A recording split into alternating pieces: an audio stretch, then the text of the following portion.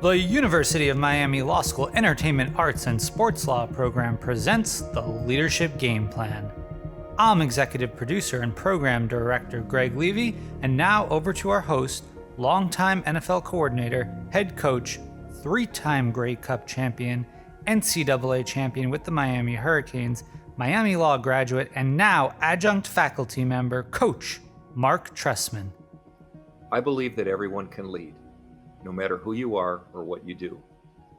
I believe, just like quarterbacks, leaders are not born, they are developed. With so many platforms to speak our minds, there are countless ways to lead and impact the lives of others. So how we lead in this accelerating and interconnected world will determine our present and our future. That's why leadership today matters more than ever. Welcome to the Leadership Game Plan, where we go beyond the X's and O's through the unique lens of our accomplished guests. I'm your host, Marc Trestman, and let's get started.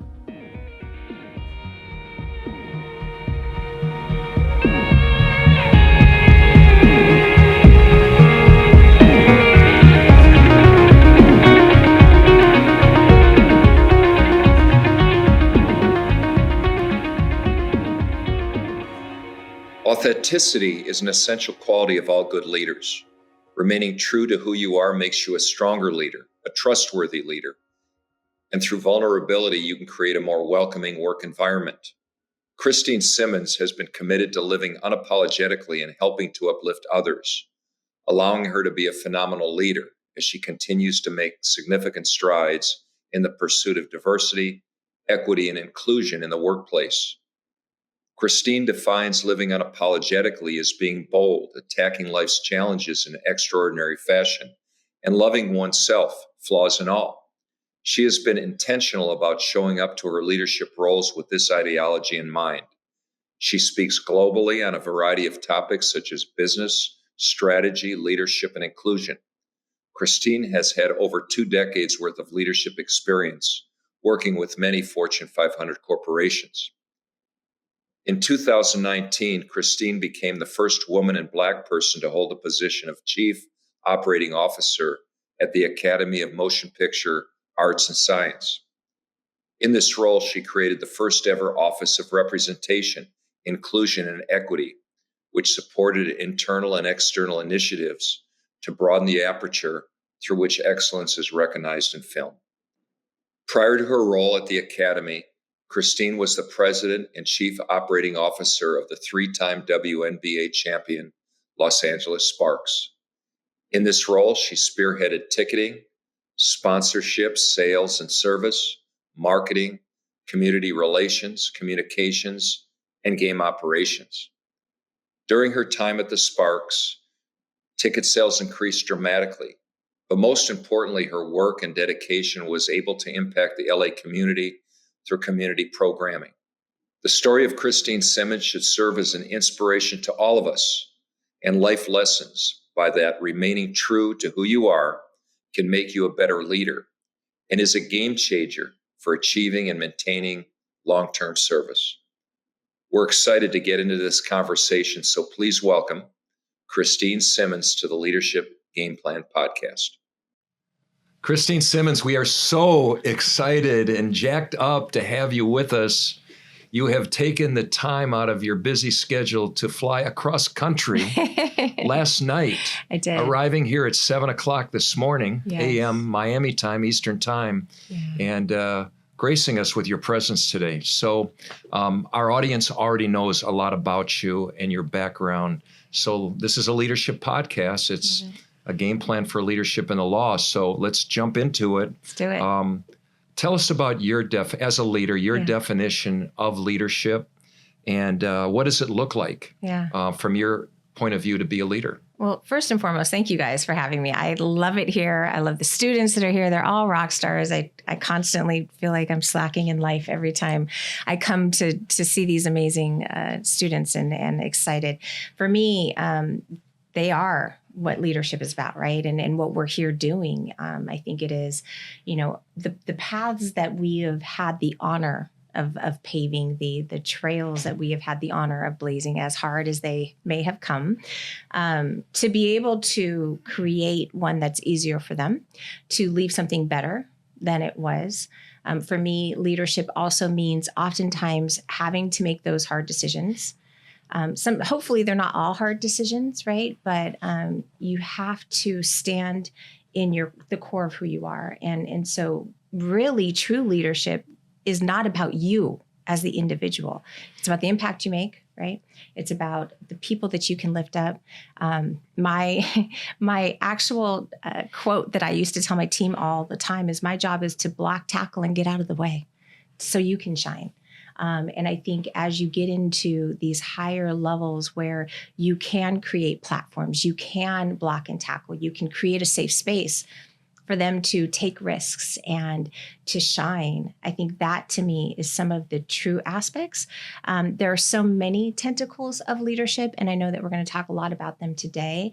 But for me, at the core of everything, it is lifting others up so that way we can all make an impact and leave things better than they were. Yeah, that's exactly how we start our classes. Leadership isn't about us, it's about them. It's about the people we inspire. And I think that's the hardest part for new leaders to understand. It's not about them and their title, their position, their salary. Yeah. It's about what they can do for others and lifting other people up. So, and I'll also say this too, Marc, is that it's this bigger picture, right? So when you're in one job role, and as you're coming up in your career, sometimes all you can see is your task at hand, your job at hand, your goals, right? And then you go to the next, and then you go to the next level, and then you have multiple jobs and multiple tasks and multiple things that you have to balance. And sometimes they all don't necessarily coincide with the other. Sometimes they're in conflict. Ideally, they're not, and they're complementary. And then as you continue to grow and you get more and more scope within your leadership role, now it gets even more complicated because you have this huge picture that you have to see and multiple people that will be impacted by it. And oftentimes young leaders, because I believe everybody is a leader at every stage, it doesn't matter what your title is. Every leader has the opportunity to look at things in that way. And you don't have to wait till you get a title that happens to have a C in front of it or any other title for that matter in order to be able to see that bigger picture and to see that broader impact. So whether it is a broader impact within your job, or as we all like to talk about, a broader impact in humanity, really, I think then that's really what defines a leader. It's not defined by a title. Yeah, awesome. In our first class, we give every student the opportunity to tell their leadership story. Because before you can lead others, you have to really learn how to lead yourself and who you are. And we use the term narrative to describe your leader, each person in our class's leadership story. We're excited to hear a little bit about your leadership story, a little bit about who influenced you over a lifetime. Who are the people, coaches, influencers, maybe coincidences or situations that have happened in your life that have brought you to this moment to share with us, to get us better. Yeah, no, thanks for that. There's been so many, and I was joking with you both before, like I kind of feel like this is an episode of This Is Your Life. I'm not that old yet, although I was blessed to just turn 48 in December. But that being said, there's those everyday leaders for me, first and foremost. Of course, there's the amazing icons that I've had the honor and privilege to work with. Magic Johnson, of course, is one. Irvin is ridiculously competitive. He is ridiculously gracious. But back to the competitive. I'll never forget when we did win our championship. We're on the floor and we had just won, literally confetti's coming down. And he looks at me and he's like, "You ready to do it again next year?" And I'm like, I mean, yeah, but can I get some champagne in my hair first? Like, come on. But that's who he is, right? And it's this relentless pursuit of excellence. And that's one of the things that I think I took most away from him. One of my leaders at Disney, whom I'm still dearest, best friends with now, and I'm on the advisory board for her company, she taught me about being meticulous, and that we used to have to do decks and decks of data. And literally our senior leader would flip through it, and if he found one rounding error, the whole thing would just be set aside, right? And we're analyzing the spend of the entire company. So we're talking about hundreds and millions of dollars.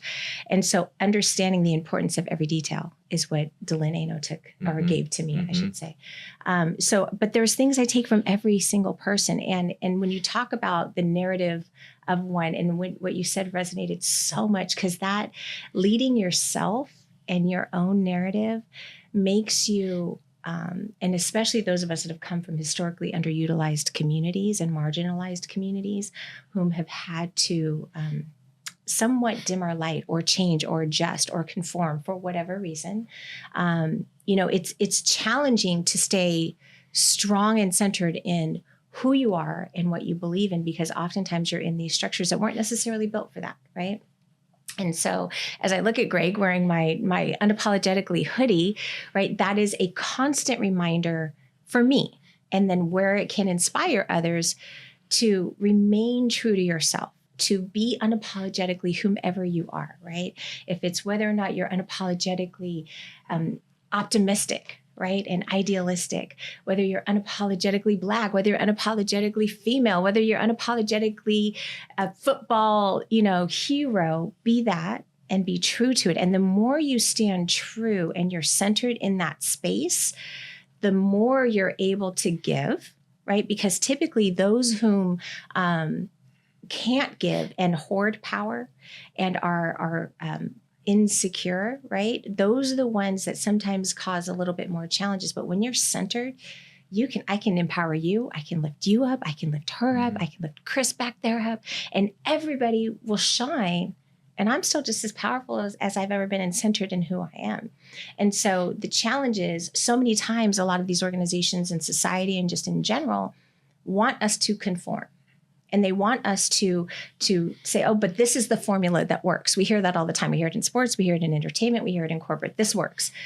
Well, it hasn't necessarily worked all the time, right? And so when you're unapologetically in your space, in your narrative, in your truth, and as cliche as it sounds, it really does allow you to take more risks and empower other people even more so. And so that is what I have continued to evolve and build on, so that I too can be a better leader for others. So you talked about already, leadership is about the people, right? Yeah. It's not about you, it's about the people. What are the characteristics or the things you learned from your narrative that apply to the people? Yeah.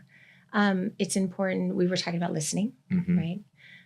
That we are truly listening. We're listening to learn.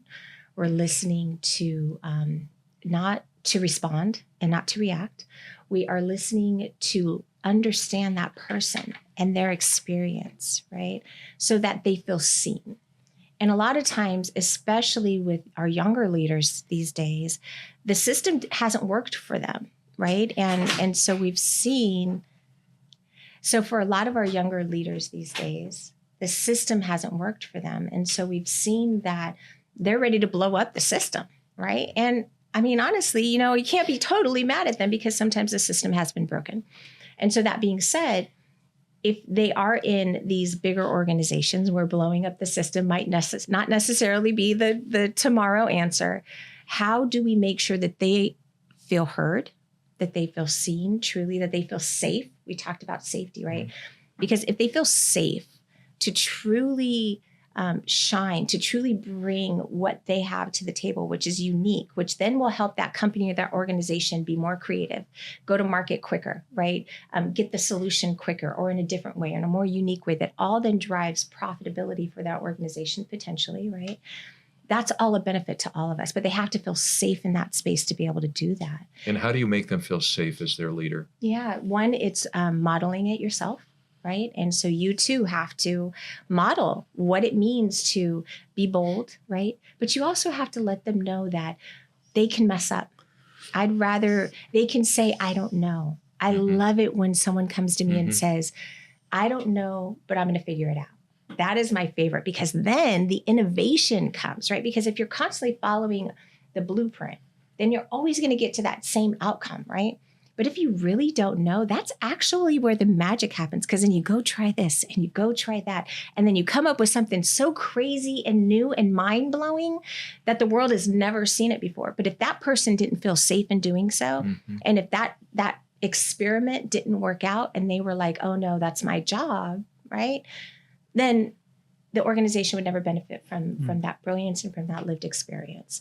And so you have to make sure that they feel safe, that you two are modeling, that you yourself as a leader are modeling what it is that you're looking to do. And then from there, feed the creativity. Make sure that you keep them focused on what the objectives are and what the goals are. But I'm all about, in fact, I wrote an article about like, we look at triple threats in every other industry, like a fantastic thing. There's EGOTs, right? It's fantastic. It's an amazing accomplishment.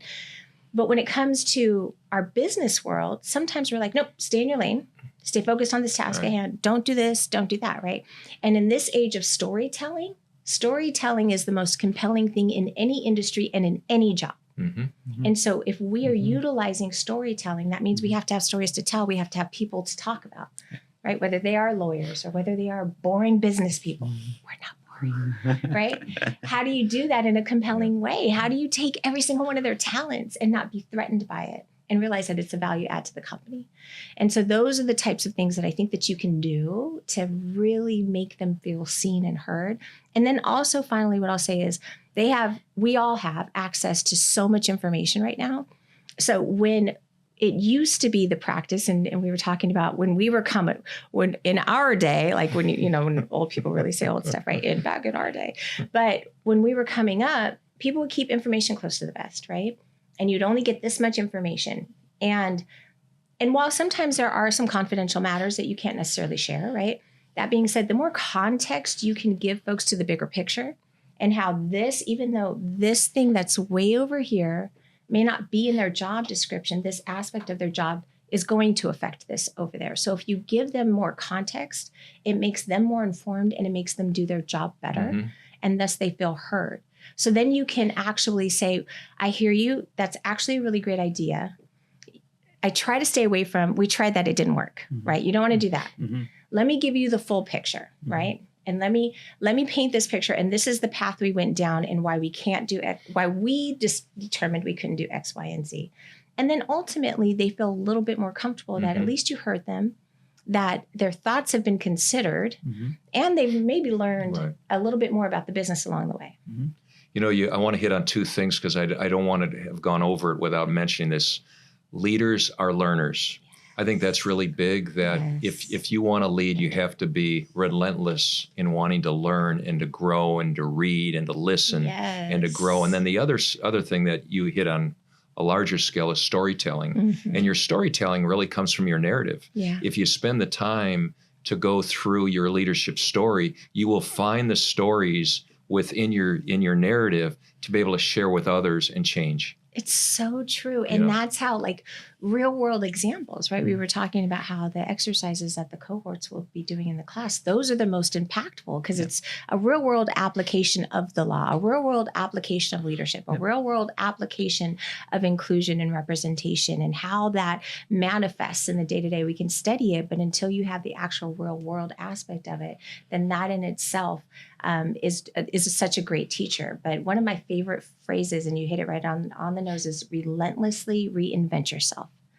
And I've done it over and over again in my career, as you can see by I graduated with a physiological science degree. I was pre-med. So when we talk about relentlessly reinventing yourself, here I am today. And to your point, it's because I am constantly learning. Yeah. Before I turn this conversation over to my producer, Greg Levy, who's with us today, and I'm already late in letting everybody know that he's with us today because I know you have, you've spent some time together, and Greg knows you better than I do. So I wanted him to be here today. Is there anybody else that you think of? You mentioned the Magic, and speaking of Magic, Magic Johnson, you had a relationship, a trust business relationship with him. Can you talk about how that trust was created between the two of you and the elements on both sides of it? Because we know that the most important aspect of any relationship, business, personal, is going to be the cornerstone of trust. And we talk a lot about vulnerability-based trust. as opposed to competency-based trust. Two people like you and Magic have the competency, but where does the vulnerability come in, and how was the trust built? Sure. And when I was bold enough to introduce myself to Irvin, I was just out of college. So I was nowhere near the whole competency thing. I was this, so funny, he describes it as this guy. My hair was, I was wearing it in its naturally curly state at the time. And he remembers this curly haired girl coming up to him and asking him, for a sit down, if you will. So basically, there's these legendary runs at UCLA in the off season, and all the pro players come and would play pickup ball at men's gym. Well, the beautiful thing, it was called men's gym now, again, dating myself. They call it the Student Activity Center now at UCLA. But that being said, the other beautiful thing about this building is that it houses these fantastic student-run programs, whether they're out in the community. And there, I know I participated in like African Brothers and Sisters, where we would go and mentor kids in Watts, in a housing project in Watts, or we would go do hypertension screenings on Crenshaw Boulevard. And so that was housed here. And then also a peer counseling program that was student-run, student-initiated as well for each of these different communities too. So at the time I graduated, and I was running the peer counseling program for the African-American students on campus. And the quickest way, because I was running late, was through the court. Well, as a woman walking through the basketball courts, it's not always a fun experience. We'll just say that. But as I was rushing to get to work, I was like, oh, that's Irvin. And he had just opened his nonprofit health centers, or I was looking to open mine, and he had just opened all his AIDS clinics across the country. So I wanted to pick his brain. Because again, I was pre-med. My goal had been to do a joint MD, MBA, and open these nonprofit health centers across the country for the underinsured and uninsured populations, because so many of our communities are using ERs as primary care. And so I approached him. This was also the time when it was really kind of this heightened period of when a lot of our NBA athletes were unfortunately losing their money. And it was a lot of national news. And so when I approached him and we started talking about the clinics, and then we started talking about this desire to make sure that athletes, are student athletes especially, but then athletes in general, are transitioning well and have opportunities on how they, one, create and preserve their generational wealth, and then how they continue to build their empires, as he obviously is a blueprint of doing so. So to your point about trust, so that was early on, right? So I'm very, very young. And LA is a small place. We run into each other all the time. But never once did I call and be like, hey, can I get those Laker tickets? Hey, back then, again, I'm going to date myself. Plus you were late. You didn't get off on the right track. That's true. Well, he didn't know I was late to work. But that being said, Midsummer Night's Magic was like this big weekend in LA, but I was never asking. If anything, and you know, for these types of scenarios, there's not much that you can give an Irvin Magic Johnson when you're in my position. But what I could give him was respect and honor his legacy in whatever way I could. And then whenever I had the opportunity to be able to try to give him something, then I did, before I ever even thought about an ask. And that manifested in an opportunity when I was working in supplier diversity at Disney, and the RFP for food service and facilities maintenance came up. And so one of my goals was to increase our spend with African-American businesses, and he had a company that did food service and facilities maintenance. So I made sure he got the opportunity to bid, and he won. And so me being able to give him an opportunity, which also was very beneficial for the company as well for my personal career goals, then that's when he came and recruited me. So I would say it's nurturing an authentic relationship and never really ask until you know exactly what it is and you know that it'll be mutually beneficial. So my first ask was really for him to come and meet my bosses, right? So it was really more beneficial, probably it was mutually beneficial for both of us, but at the same time, he would have gotten a really good opportunity out of it. And so you have to be very, very selective about what you ask and when you ask it. And so strategic, but not in a maniacal way, but in a truly authentic way, because you really want to build a professional relationship with that human, regardless of their status or whatever they may be. And so I really try to do that. It gets tough sometimes when there's so many people. So I try to be that for other people that approach me as much as I can. But nonetheless, it's just the authenticity, and then the action, right? Yeah. So we were saying it has to be not just words, but your actions will always speak louder. And always, and I would say the last point is trying to constantly lift up somebody's name for opportunity, even when they're not in the room. Mm-hmm. You talk about trust. Over the last few years, just learning from our students and our guests, trust isn't just between me and you. Before it can be between me and you really have to trust yourself. Yes. And that goes to your authenticity. If you're authentic, you can find ways to trust yourself, in my opinion, a lot faster. So it's all kind of tied together. It starts with you. Yes. For you to put yourself in a position for them to see who you really are, and create that feeling, that oxytocin, that really is that feeling of what trust is, that you really can't put a hand on it. You probably know when it's not there, even more when you know it's there. That's such a good point. And I think too, the more you trust yourself, the more secure you are, the more confident you are, the less you feel like this is my last opportunity and I have to ask something and I have to get something immediately, right? Mm-hmm. The more you believe in yourself, you're like, oh, you know what?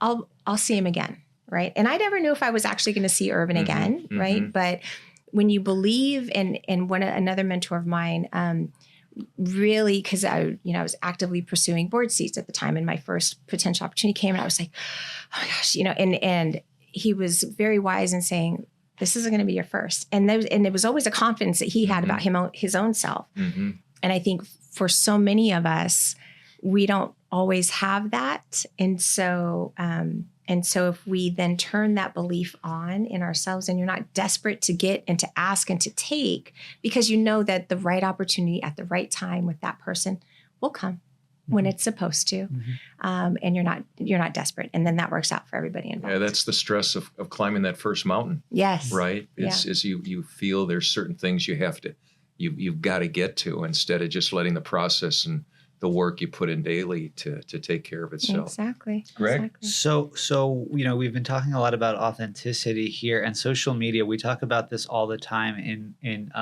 how interconnected the world is now with technology, and the ability for anyone to lead, because at the click of a button, they have access to an audience that could be millions of people. Yeah. How do you use social media so effectively to lead authentically? And how has that evolved over your career? I was honest. I remember having a conversation with an amazing, amazing woman. Her name is Patty Rodriguez, and she used to be on air with Ryan Seacrest, but she also created a fantastic publishing company for children's books in Spanish, mostly because she couldn't find them for her son as a working mom. And I remember sitting with her and having the conversation early on in my tenure at the Sparks. And I was like, I'm not used to being so visible to the public. And this is very new for me. And I was used to being visible in industry, B2B, in my, at conferences. I could do that, right? But to the public, that's a whole nother thing. Right. And she said, I get that. And so first I felt heard and seen. And she said, but it's our responsibility, her as a Latina, me as a Black woman. Like, how do we show what's possible, show the world what's possible? So whenever I get nervous, and believe me, every time I post, I get nervous. I'm like, oh God, okay, ready, just do it, just post. I really do. And because I've had instances where there might have been, backlash. There was when I was at the academy and we launched our inclusion standards. We had a lot of backlash on that. And so it does make you a little nervous. But that being said, I feel like it's our responsibility. I've been blessed with the opportunity to build this platform. And so I still think of myself as that little girl from Rancho Cucamonga who was raised by a single mom and who's worked her whole life. And so I think because I stay kind of rooted in that, and I'm still kind of in disbelief of the blessings that have come my way and that I've earned and that I worked my butt off to get, that it allows it to be authentic, because it is. It just really is. It's like, this is me acting like a crazy mom at my son's basketball game, right? This is me having a conversation about leadership. And this is me reminding myself to be unapologetic. And however I can inspire others to do so in my journey, then that's what I hope to do. And some of the feedback I get is just so inspiring and reassuring. But I think it's critical because it is a tool, and we have to be very honest about it, right? And it is business too. right? So there's this interesting balance, and especially as you're looking at how individuals have their own individual brands, and then when they're working in organizations as well. And I've seen nothing but positivity and added value to the organizations in almost every circumstance, but organizations are still getting used to that as well. Yeah. And so you have to determine from the beginning, what is the purpose of this thing, right? And for me, it did evolve. At first, it was just, friends, family, and Facebook, right? Because again, I'm old. That's where it started. Now I'm mostly Instagram and a teeny tiny TikToker and LinkedIn for sure. Twitter. Twitter needs more love. Speaking of love, I would love for Twitter to just have more love in its space. Yeah. It it's always kind of not been a space of love for me. But Instagram I enjoy. And I think it is defining for yourself, okay, what is, and in each phase, right? In each phase of your career, in each phase of your life, in what is it? What is that message? And for me, it's always been about representation, inclusion, and advocacy, a little bit about my work, a lot about my son.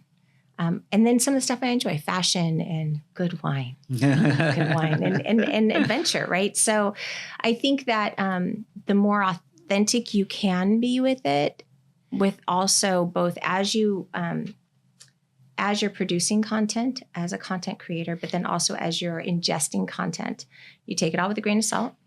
You realize that whatever it is that person is presenting to you, first of all, as an audience, I want us all to start being more grateful because that person didn't have to share. And I'm not even talking about myself. I'm just talking about all of those that decide to be vulnerable and put themselves out there and put their journey out there in the hopes that it might help one person. Right.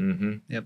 And if it helps that one person, then I think if we just express gratitude in that space, rather than being so quick to criticize or ask for more, right? Because while I am somewhat public socially on social media, I'm a very private person. So how we balance that, because a lot of us and believe me, my following is teeny tiny relative to some other people that may be creating great content out there and other superstars on social media. But that being said, if your purpose is impact and you've impacted one, that's a ripple effect, right? That one little pebble in the ocean, as they always say, creates hopefully a beautiful tsunami somewhere that doesn't hurt anybody. Yeah, there's going to be exponential growth. Let's say a great wave for someone to surf somewhere there you else go. instead of a tsunami. Let's put it that way instead. So I think it is, again, the authenticity has to be there and have some fun with it. Don't take yourself too seriously. Yeah. I don't. I'm very silly and clumsy and crazy, and me and my son like to have fun with it. But at the same time, understanding what it is. That's awesome. We also talk a lot in the class about the role of mentors and also really advisors in your career. And one of our guests who comes in, Heather Brooks Carrots, we got to give her credit for this one. She actually called it her personal board of advisors. And I'm just curious, do you have a personal board of advisors? And again, how has that evolved and changed over the course of your career? Yeah, absolutely. And I think that in my career, it's been interesting because I'll have my board here, and then I'll change a career. I'll reinvent myself again, right? And then you have to then bring in new ones or additional ones, not new ones, right? You're not replacing. And that crew, my college crew, they're still there, and we still talk through life events, major life events, and things like that. Then, then there was my tight sports crew, right? Then there was my tight entertainment crew.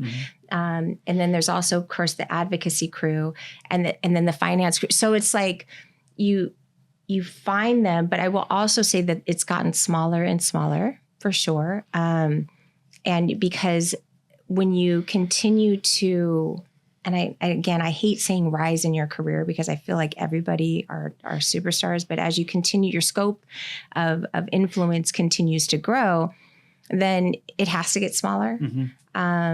And not everybody can necessarily relate to each piece of it. So you have to bring in different people. I often use the term tormentors because sometimes you have to have mentors that push you so much that and again, I don't believe that you have to be uncomfortable to grow, but sometimes people need to push you past what you believe because they see something in you that's so much bigger than what you saw for yourself. Right.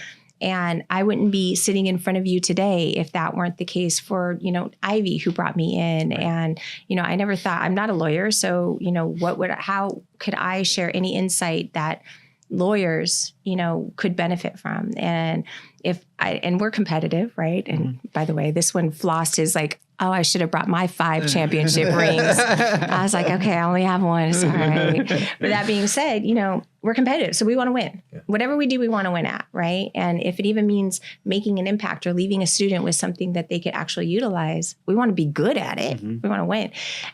And so I think you have to get those people to push you a little bit farther because they see that potential in you that sometimes you don't see in yourself. And so making sure that some of those are in there, because otherwise you'll just be kind of going along and going easy and not really reaching your full potential. Why are we here if you're not doing that? Yeah. Do you think you have a responsibility as a mentee to the mentor? Are there any, kind of frame that, because people think it's just the mentor giving. Yeah. But, when you have a Gen Z mentee, you can learn a lot from that mentee. Yeah. Same thing. You have mentors. Yeah. How do you look at the role of a mentee and the mentor-mentee relationship? Yeah. And I literally have both. And, first as a mentee, I feel like it's my responsibility to make sure that I'm very intentional, that I know exactly what I want out of this particular situation, not in a strategic, maniacal way, but in a way that's respectful of their time, right? Because usually the mentors are like, okay, I love sitting here talking with you. I just don't have a lot of time to do it. So how can we make this the most impactful, right? Mm-hmm. And so I'm usually really focused on that, but also doing it, again, I've nurtured the relationship leading up to that. So when it is time, it's because they would rather desire a more impactful and actionable conversation. Mm-hmm. So I feel like that's part of my responsibility. It's also part of my responsibility to always represent them well. Right? Because if they are mentoring me, then I am now an extension of them. They have gone out of their way, and there's mentorship and there's sponsorship. And I've had the blessing of having both.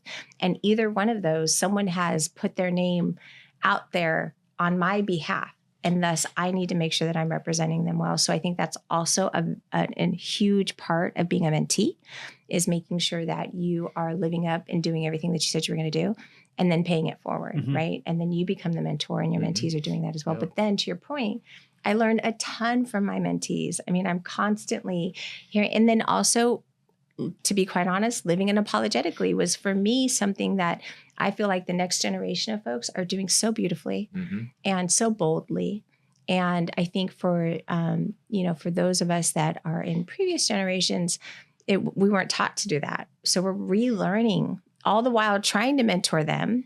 And so it is such a beautiful thing to be able to learn from them, this boldness, this ability to think about no boundaries, and that anything is possible, mm-hmm. right? And I think harnessing that beautiful energy and taking in some of that, I think, is critical for any mentor, but any leader, period. Whether you're in a mentor relationship or not, you should be bringing that in and letting it mm-hmm. reinvigorate you and rethinking what's possible. Yeah, that's really cool. Let me ask you something, because this always is something I think about. We have an introduction on this podcast for you, and what we're going to do is go over all the great things that you've done and what you've accomplished. When I have the privilege of speaking in front of the group, they always introduce you with all your accomplishments. Yeah. But I always say, once the introduction is over, that the reason I have value in front of you today is because of the adversity and the things that you have to overcome that they never talk about in the introduction. So you have to give that out. And I thought, that you've done so many great things, have so many accomplishments, but like all people in your position, there were things you had to overcome. So a two-part question: what did you have to overcome? What kind of adversities can you share with us? And then what are the values that you gained from overcoming that adversity? Because we all that there is always the inevitability of adversity in our winding road to where we are today. So can you share some of that with us? Yeah. And, I really appreciate the question, because give me somebody that has had adversity over someone who's had the path laid out for them any day of the week, mm-hmm. right? So raised by a single mom, she raised 4 girls on her own. She actually dropped out of high school her senior year because she was pregnant, went back, got her GED. So one of my sisters did go to college, but she didn't finish. I was the first to graduate. But like the process of even understanding, like I remember one of my dearest friends, her mom was a teacher, and she was like, Christine, you should be in honors. And I'm like, what's that? You know what I mean? So I didn't know. So I took the test because my friend told me to take the test. And then that helped me, be able to get into UCLA.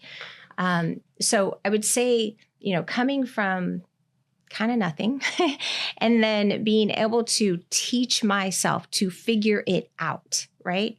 That hustler mentality, like you can't, look, let me tell you, it's dangerous because give me any problem. And it becomes a game. In fact, I used to play this game, or I don't know if Irvin knew we were playing a game, but he'd be like, hey, so follow up with the woman that we had the meeting with last week.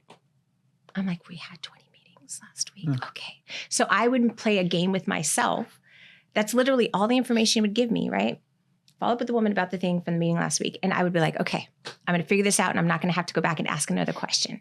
And it became like a game for me to be like, figure out how quickly I could get there and how few questions I could ask. So coming from nothing, not having the blueprint, and I wanted to be a doctor because I knew you could be a doctor or a lawyer. And back then I was like, and doctors are rich because they make $100,000. So therefore, and we all know that, things change. But that being said, it was a blueprint. It was a plan. And so therefore I was like, okay, I don't know anything else. I don't know the plan for anything else. But then what was crazy about my career is I didn't get into medical school. And because I didn't get into medical school, I was out organizing and working and doing all that stuff too much that my grades sucked, to be quite honest. And so I didn't get in. And so I had to figure something else out. And then I figured out another job. And then I figured something else out. And then I found my default, what I was great at. So I say all that to say, when you come from nothing, and again, my mom worked her butt off. She had 3 or 4 jobs. Like we had the basics, but you had to figure all the rest out. And that creates such beautiful innovation that creates new jobs and new products and new technologies, right? Those are the things that when you can overcome that, the creativity is unmatched. Give me any problem. And I also credit my science degree because that's what science is. You're figuring out problems. Now I just figure out problems in the business perspective. But literally you put anything in front of me and I'll figure out how to do it. So adversity got me there. Yeah. Right. Yeah. And the desire to constantly give back as well.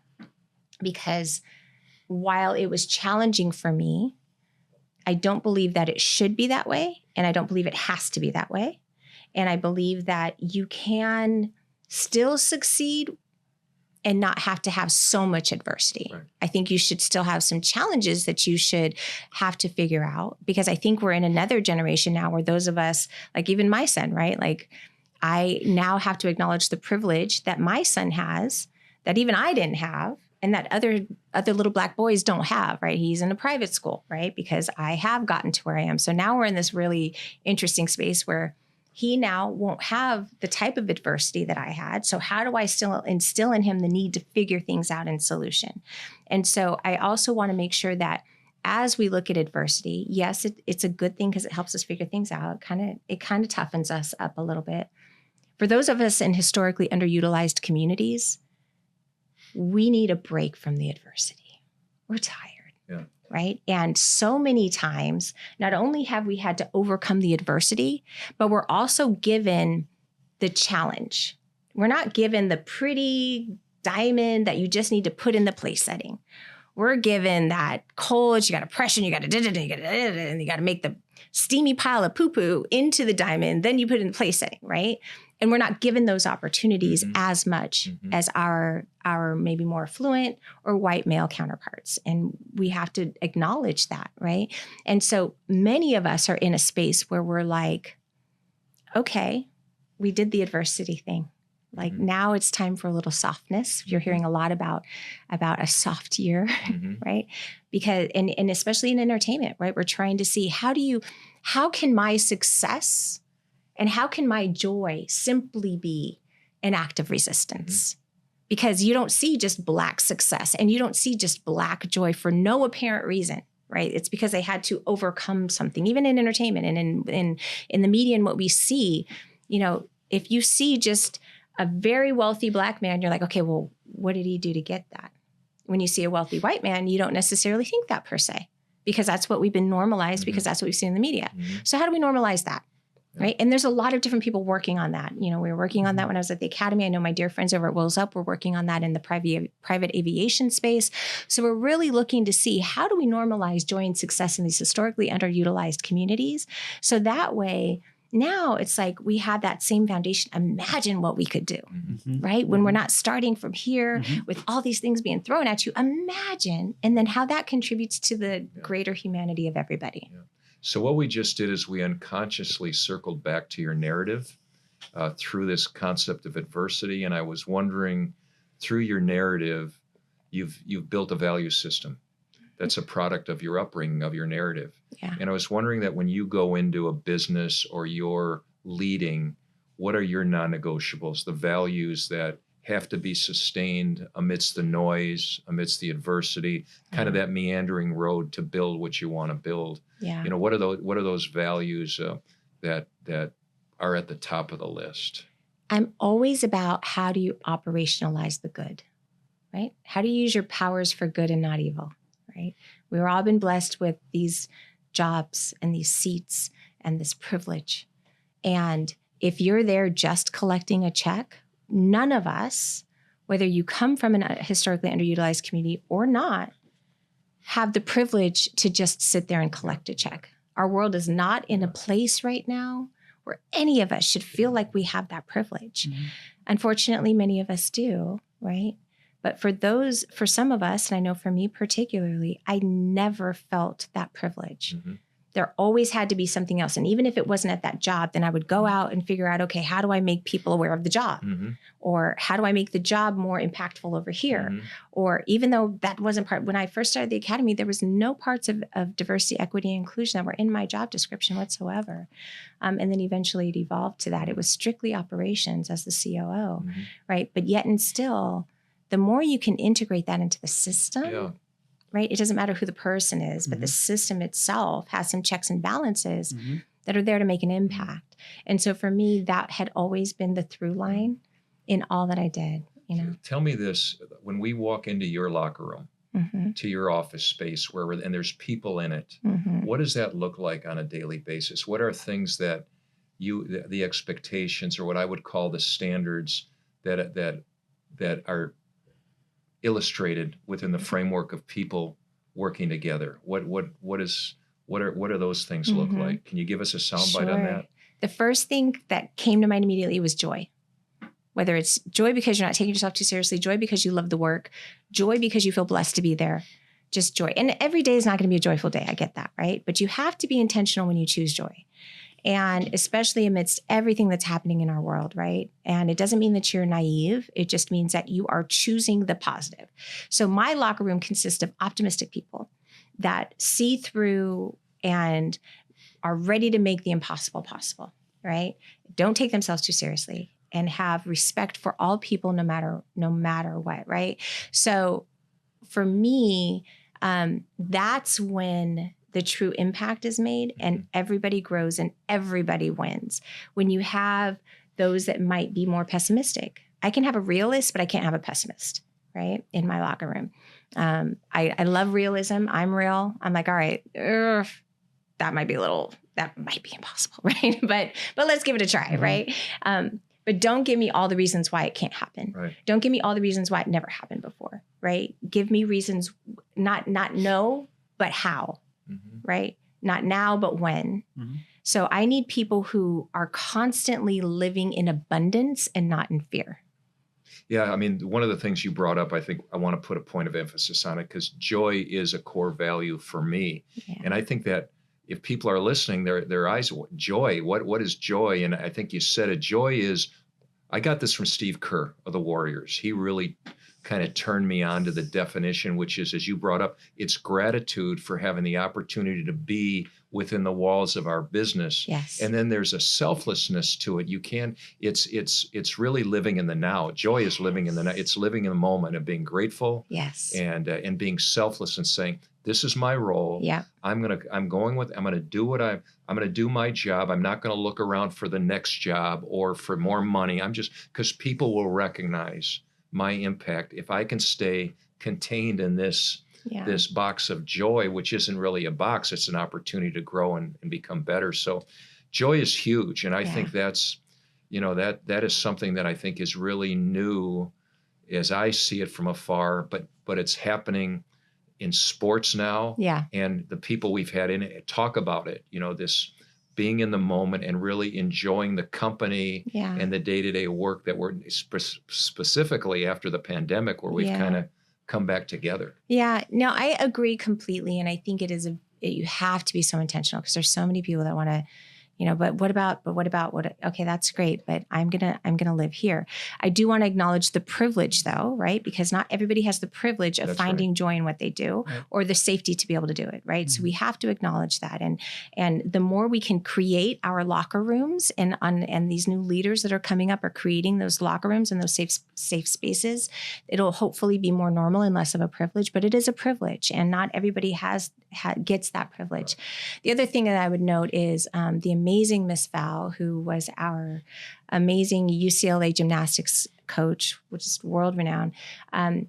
She went through crazy cancer and wrote a book. And one of her philosophies is, I get to do something, right? So when those hard things happen, when you don't want to do whatever it is that you have to do, right? In order to get to the joy, I have reframed it to say, I get to do X, Y, and Z, Not right? You have to do Not I have to do it. The hard part is that Steve Kerr is coaching a bunch of multimillionaires. There's only 12 of them.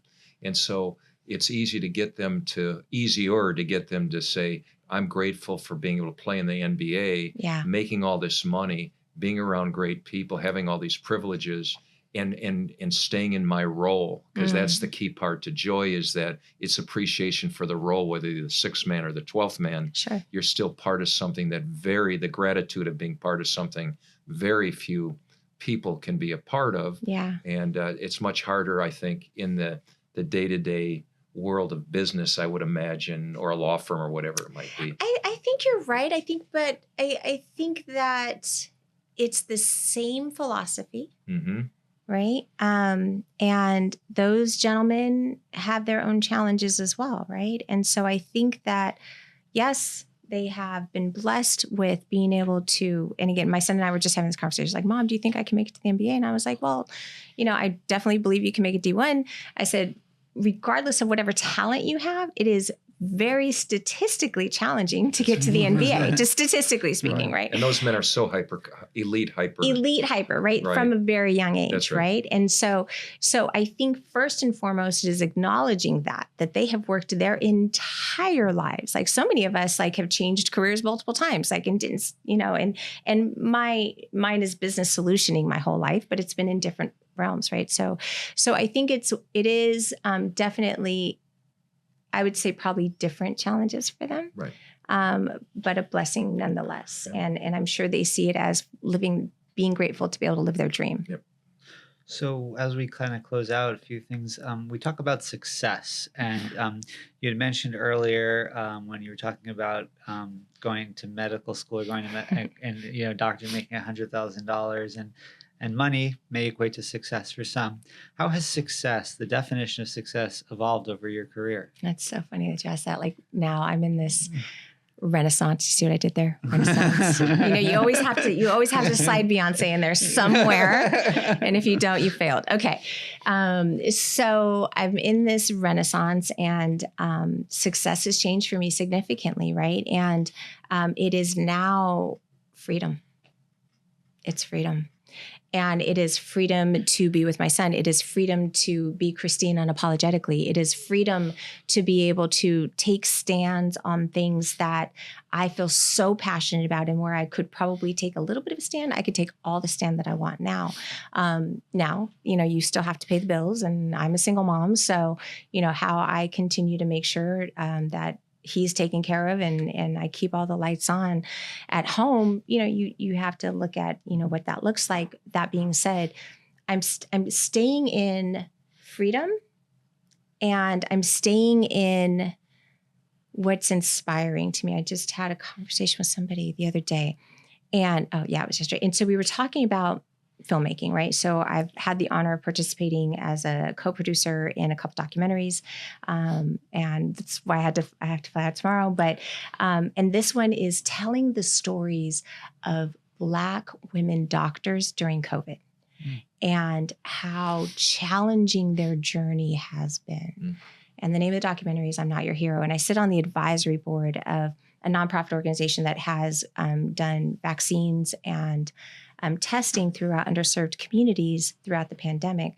And so it's kind of documenting their work and what the struggle has been for those Black female doctors trying to be heroes in all places, and the toll that it's taken on their mental health and how many of them, unfortunately, we've lost. And so when you stay rooted in the story, right, in the cause, in the impact, what I have found, and again, I got to this place and I have privilege to be in this place, is that then the opportunity, the money that comes. And I know it sounds cliche, and I know people say that all the time, but what happens is when you shift your perspective, you move out all the noise. You move out the negative thoughts, you move out the toxicity and the stuff that has been blocking all of these other potential opportunities that will come your way that could be lucrative. And that's the space I'm in. So don't get me wrong, a goal that we don't get to say a lot, and by we, I mean especially Black women, don't get to say, my goal is to create generational wealth for my family, period, end of story. And I'm going to be unapologetic about that. But I'm also going to do it while I want to do it for other people too. And I want to do it I want to do it for everyone around me. And so I'm rooted in that too. So freedom, because that gives me the ability to be with my son as much as possible. The storytelling, the art, the love, the joy, whatever it is, the business solutions, the consulting that I'm doing, that over there. And then creating that generational wealth and impact both for myself and everybody that I come into contact with. That's awesome. At the end of your career, what do you want others to say about your leadership style, you as a leader?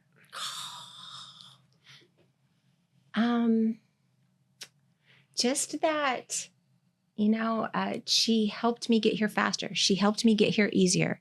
Not but for, because I think that, we all can figure things out on our own, but that if I made it easier for someone else, I made them feel seen, and helped them find their purpose, then to me, that would be a win. We're going to finish up here. Greg loves the quick hitters. I've missed him a couple times with our guests. I'm not going to miss him today. Okay. So I got a two-parters, the first one, and then two others. Okay. So what are you reading right now? So I'm one of those horrible people. I'm going to be completely honest. I have about 5 books that I've started sitting around my house. That being said, do you have the book or the book? Okay, the actual books. Yeah, I like to touch the pages. I like to take notes. It tells us a lot about people. Yes, so we have to ask that. Yes. The Book of Awakening, and it's some daily kind of just life lessons, if you will. Jamel Hill's memoir as well, and because she's a dear friend.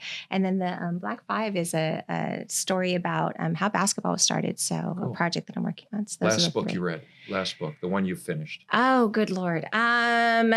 See, Stressor? I told you. I've started 5 of them. Yeah, no, I have. All right, I'll leave it at that. It's been a minute.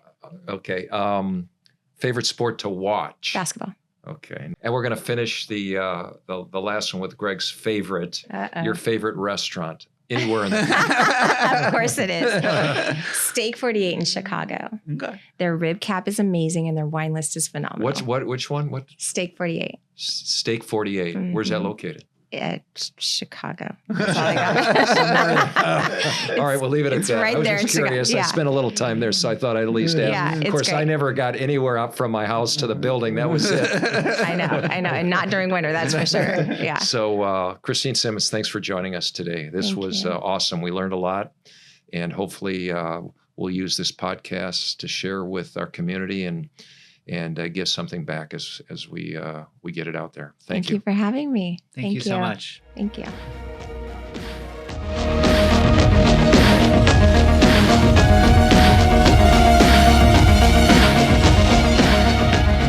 Thanks go out to our executive producer, Greg Levy, Associate Dean and Director of the Entertainment, Arts, and Sports Law Program, at the University of Miami School of Law. I want to also thank our engineer and editor, Christopher Elzadi, our theme music from Calyptra, and special acknowledgement to our research assistant, Nick Rossi, a fellow attorney and student who's done a great job in our preparation.